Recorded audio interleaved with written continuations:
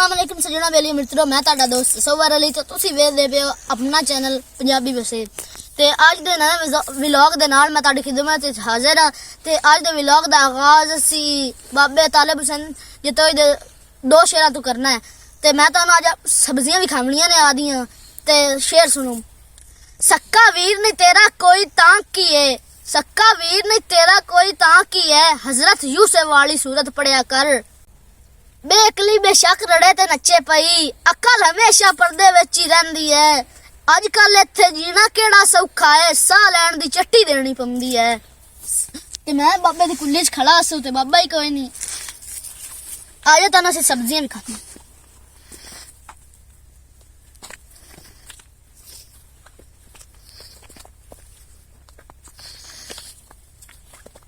नाजरीना वेख गोभी का फुल होया खड़ा है।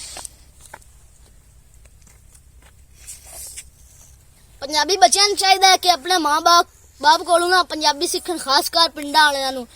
सैयद पीर वारिस शाह दी पंजाबी सीखन, शाह हुसैन दी पंजाबी सीखन, बाबे बुल्ले शाह दी पंजाबी सीखन, बाहू सुल्तान दी पंजाबी सीखन। साडी जबान गालियां वास्ते नहीं है, ये दुनिया ते नवीं वड्डी बोली जावन वाली जबान है।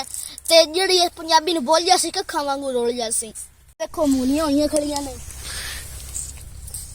आए होईयां खड़ियां आ तोड़ के कर मूलियां ने। ते आ गोभी है ते आ थूम होया खड़ा है। असी जीवन थूम ही लाया। आओ तां खाने।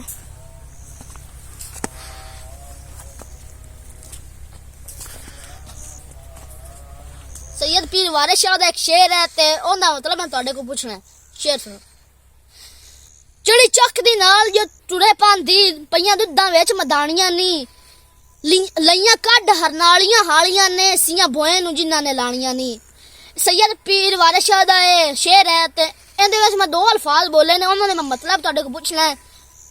हरनालियां किन्नू आंदे ने ते सीयां किन्नू आंदे ने। बाबे बुल्ले शाह दा एक शेर सुनो। हज भी कीती जांदे हो, लहू भी पीती जांदे हो, खा के माल यतीमां दा बज मसीती जांदे हो, फट दिलां दे सींदे नहीं हो, टोपियां सीती जांदे हो, फर्ज बुलाई बैठे हो, नफलां नीती जांदे हो, दसो ना कुछ हजरत जी ए की कीती जांदे हो। बाबे बुल्ले शाह ने तो बड़ियां गल्लां कीतियां ने। उन्होंने तो ये भी आख्या है, बुल्ले शाह असा मरना ना ही, गौर पिया कोई होर।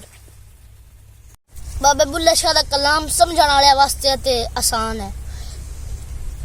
आओ एक मियां मोहम्मद बख्श दा शेर सुनने हैं। एक गुनाह मेरा मां प्यो वेखे, देवे देश निकाला, 100 गुना मेरा मालिक वेखे, पर्दे पावन वाला। मैं एक शेर सुल्तानुल आरिफीन दा पढ़ूंगा। शर्रा दे दरवाजे उच्चे, फकर दा रस्ता मोरी हो, मुल्ला काजी लगन न देवन, जो लखिया सो चोरी हो। सुफिया कराम दा जितना भी कलाम है, इनू पढ़न नाल सुनन नाल दिल दा बर्तन सीधा हुंदा है। ते तुहाडा ते मेरा रब रखा। इस व्लॉग दा इत्थे इख्तिताम करने हैं। अगर तुहानू व्लॉग चंगा लगा होवे ते सब्सक्राइब करो ते घंटी दबाना ना भुलिया, ताकि तुहानू व्लॉग जल्दी तो जल्दी पहुंचे।